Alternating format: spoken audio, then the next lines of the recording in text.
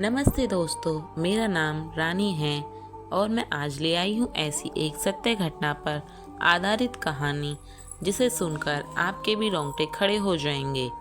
एक समय की बात है, एक छोटे से शहर में एक प्रसिद्ध कॉलेज था जिसका नाम शांति महाविद्यालय था।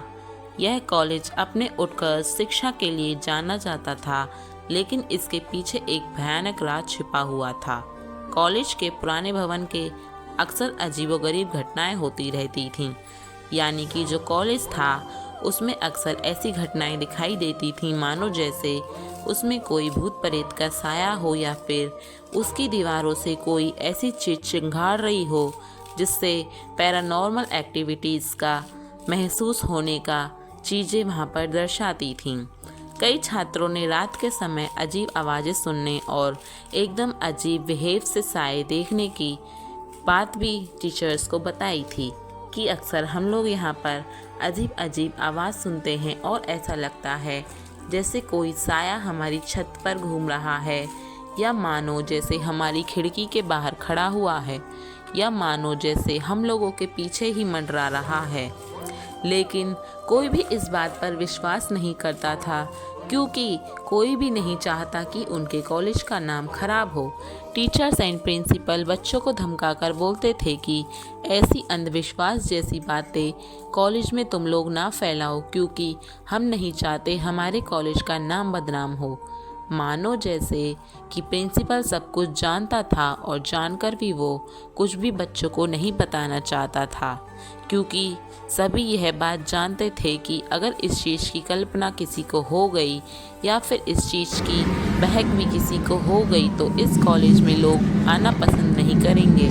फिर एक दिन ऐसा हुआ कि कॉलेज में एक दिन रोहन आया और रोहन ने इस रहस्य को जानने के लिए अपने दोस्तों को इकट्ठा किया और रोहन ने अपने दोस्तों के साथ साहसी से जैसे कि वो लोग रात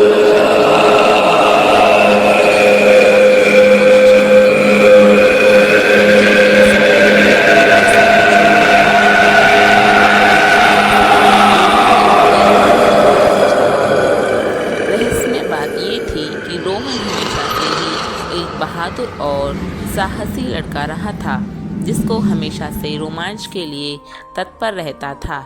उसके दोस्त सृष्टि और समीर ने भी इस विचार में रुचि दिखाई। उन्होंने तय किया कि वे कॉलेज के पुराने भवन में रात बिताएंगे ताकि वे उस भूत के रहस्य का पता लगा सकें।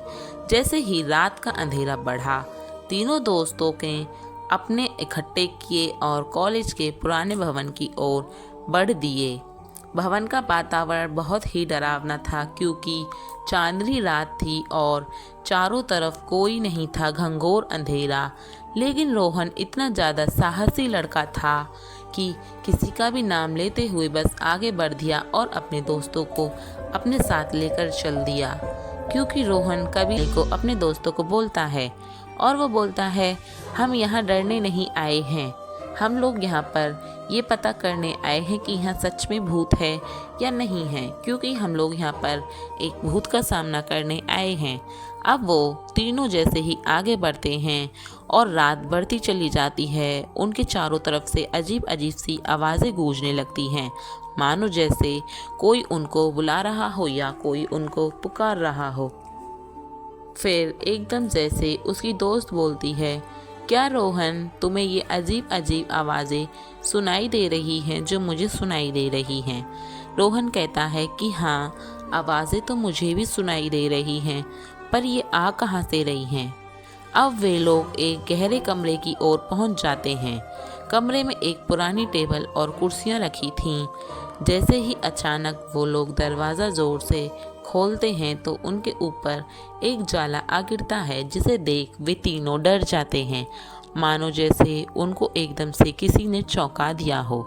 अब यह होता यह है कि रोहन जो होता है वो बोलता है, ये कुर्सियाँ किसकी हो सकती हैं और ये पुरानी टेबल जो है यहाँ पर कौन रहता होगा और कौन पढ़ता होगा। फिर अचानक कमरे की दीवारों पर अजीब सी हलचल होने लगती है, जैसे मानो वहाँ कोई गूंज रहा है या फिर कोई चल रहा है। लेकिन रोहन कहता है, डरने की कोई ज़रूरत नहीं है, मैं तुम लोगों के साथ हूँ ना। तो उसके दोनों दोस्त साहस जुटाते हैं और रोहन कि उसके सामने एक सफ़ेद साड़ी पहने लेडीज़ खड़ी हुई है जो कि चिल्ला चिल्ला कर बोल रही है कि रोहन, मुझे शांति चाहिए। रोहन नहीं कर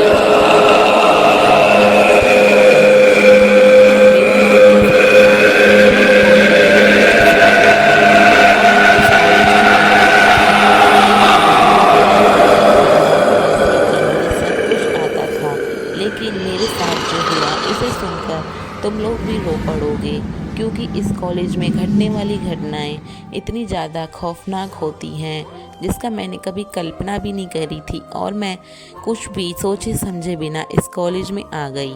तो रोहन बोलता है, तुम्हारे साथ हुआ क्या था, हमें बताओ, हम तुमको न्याय दिलाएंगे। तो वह आत्मा बोलती है कि मैं एक बहुत ही होनहार स्टूडेंट थी इस कॉलेज की, बट इस कॉलेज के कुछ दोस्तों ने मिलकर मेरा मर्डर कर दिया ताकि वो लोग फर्स्ट आ सकें। मुझे न्याय चाहिए, और उन लोगों ने मेरी डेथ को एक सुसाइड का नाम दे दिया। उन लोगों ने मुझे ऊपर छत से गिराया था, और मैं आज तक इस कॉलेज को छोड़कर नहीं जा पा रही हूँ, क्योंकि मुझे जब तक न्याय नहीं मिलेगा मैं यहाँ से नहीं जाऊँगी। रोहन बोलता है, हम तुम्हारी इस बात को पूरे कॉलेज तक फैलाएंगे और तुम्हें न्याय दिलाएंगे, बट तुम यहाँ से फिर उसके बाद चली जाना। वो बोलती है कि मुझे जैसे ही तुम लोग आज़ादी दिला दोगे मैं यहाँ से चली जाऊँगी और मुड़कर कभी नहीं आऊँगी। तो रोहन अपने प्रिंसिपल के पास जाता है और वहाँ पर उसके साथ घटी सारी घटना बताता है, और प्रिंसिपल भी उन बच्चों को फिर सज़ा दिलवा देता है। इस तरह से यहाँ कहानी ख़त्म होती है। और वीडियो अगर आपको अच्छी लगी हो तो लाइक करके जाना एंड मेरे चैनल को सब्सक्राइब करके जाना। जय श्री राम।